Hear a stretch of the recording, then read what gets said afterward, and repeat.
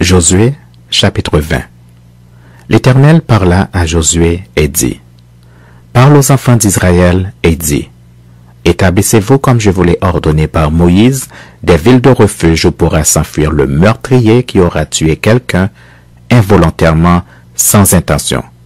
Elles vous serviront de refuge contre le vengeur du sang.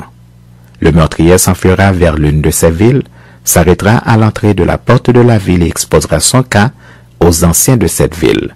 Ils le recueilleront auprès d'eux dans la ville et lui donneront une demeure afin qu'il habite avec eux. Si le vengeur du sang le poursuit, ils ne livreront point le meurtrier entre ses mains, car c'est sans le vouloir qu'il a tué son prochain et sans avoir été auparavant son ennemi. Il restera dans cette ville jusqu'à ce qu'il ait comparu devant l'assemblée pour être jugé, jusqu'à la mort du souverain sacrificateur alors en fonction. À cette époque, le meurtrier s'en retournera et rentrera dans sa ville et dans sa maison, dans la ville d'où il s'était enfui.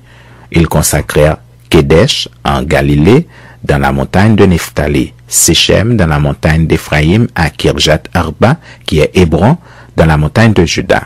Et de l'autre côté du Jourdain, à l'orient de Jéricho, ils choisirent Betser dans le désert, dans la plaine, dans la tribu de Ruben, Ramoth en Galaad, dans la tribu de Gad, et Golan en Basan, dans la tribu de Manassé. Telles furent les villes désignées par tous les enfants d'Israël et pour l'étranger en séjour au milieu d'eux, afin que celui qui aurait tué quelqu'un involontairement pût s'y réfugier et qu'il ne mourût pas de la main du vengeur du sang avant d'avoir comparu devant l'assemblée.